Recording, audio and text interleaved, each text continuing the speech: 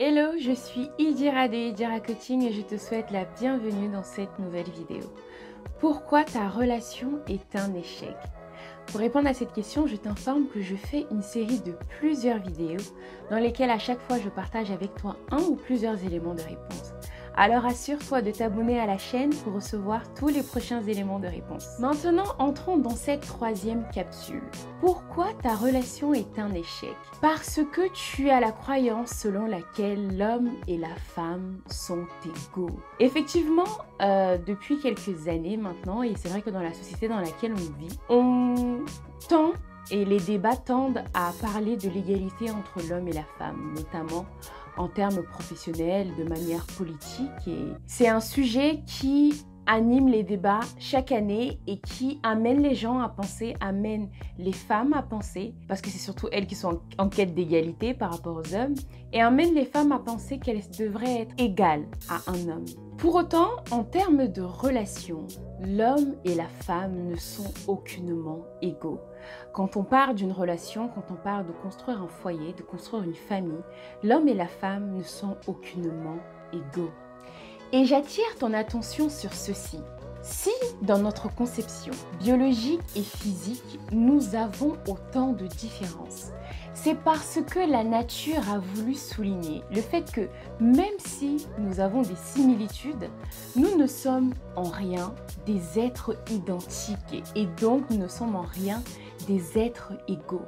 C'est la raison pour laquelle nous n'avons pas les mêmes rôles au sein d'un foyer, au sein d'une relation, au sein d'une famille. Une chose essentielle à comprendre et que j'ai pu apprendre et prendre conscience en observant et en apprenant essentiellement des familles africaines, de nos parents, de nos aînés, est de prendre conscience et d'intégrer le fait que l'homme et la femme sont des êtres complémentaires. L'homme et la femme sont des êtres complémentaires. Alors il s'agit ici de comprendre les rôles de chacun, de comprendre toi en tant que femme, qu'est-ce que tu apportes? Parce que oui, la nature nous a dotés de facultés et de facilités spécifiques qui sont plus simples pour une femme et qui sont plus simples pour un homme. Et c'est ces facultés-là, ces capacités-là naturelles qu'il faut mettre à profit dans une famille et non à chercher à vouloir faire comme l'autre, l'homme à vouloir faire comme la femme et la femme vouloir faire comme l'homme. Non, il faut accepter et embrasser entièrement la personne que tu es, l'être que tu es, la femme que tu es ou l'homme que tu es et comprendre quel est mon rôle, quel est ton rôle dans une famille, qu'est-ce que tu apportes par rapport à ce que la nature t'a donné et de quelle manière tu dois contribuer, qu'est-ce que tu dois apporter pour pouvoir construire ensemble du coup. Par exemple, la femme par nature est un être très sensible, c'est un être qui est fortement connecté à ses émotions, ce qui fait d'elle un être qui a une forte capacité intuitive. C'est cette connexion un peu à ce qui est invisible, à pressentir les choses, à pressentir ce qui va arriver, ce qui est bon, mais des fois c'est des choses aussi qui sont mauvaises. Tu sais, des fois c'est ce petit truc-là qui te dit de faire attention dans certaines situations ou qui guide tes choix dans une situation spécifique et quand tu ne l'écoutes pas, quand tu décides de faire autre chose, tu te rappelles qu'il y avait cette petite voix-là, ce petit truc qui te disait de faire autrement et qu'en ayant fait autrement, tu aurais eu un meilleur résultat. Et pareil pour un homme. Un exemple pour un homme, c'est que l'homme est par nature un être très synthétique, un être très logique. Et de ce fait, c'est quelqu'un qui est très pragmatique et très fort dans la mise en action. Il excelle dans l'action. Donc voilà, ce sont des exemples qui, très simplement, font partie de la nature de l'un et de l'autre. Il ne s'agit donc pas ici d'une première moitié et d'une deuxième moitié qui se mettent ensemble pour former un. Pas du tout. Mais plutôt de deux ensembles, de deux êtres entiers et complets, de deux êtres conscients qui décident de développer chacun leur plus grand potentiel en respectant leur nature, en prenant en compte leurs forces et leurs faiblesses respectives. Et fort de leurs deux univers dans lesquels ils excellent, fort de leurs deux univers qu'ils acceptent, ils décident ensemble de créer un troisième univers. Un troisième univers dans lequel il ne s'agit pas de diluer l'un et l'autre, mais plutôt d'exister entièrement l'un et l'autre. Et de faire vivre cet univers fort de tout ce qu'ils sont respectivement et naturellement.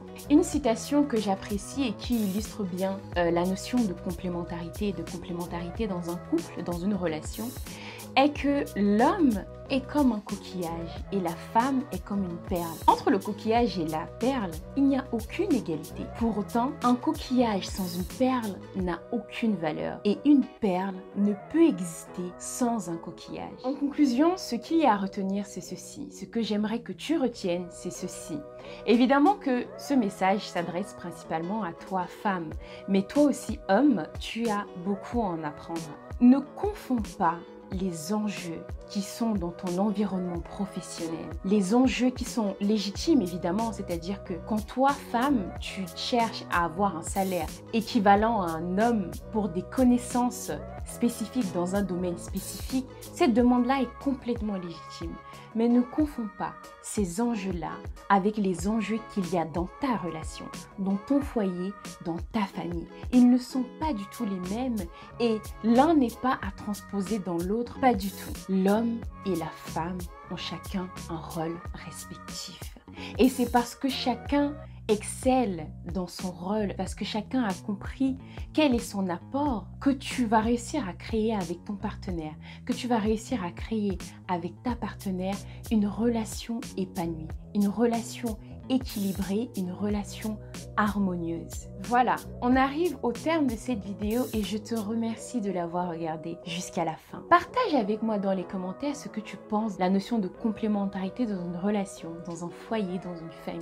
Est-ce que ça te parle? Est-ce que c'est quelque chose que tu as déjà expérimenté, que tu es déjà en train de mettre en place? Qu'est-ce que tu en penses? Partage ceci avec moi dans les commentaires. Évidemment, je t'invite à partager cette vidéo avec toutes les personnes en couple autour de toi, mais surtout et comme d'habitude avec les personnes qui sont célibataires, parce que c'est le genre de conseil qu'une personne célibataire veut avoir avant de s'engager dans une relation.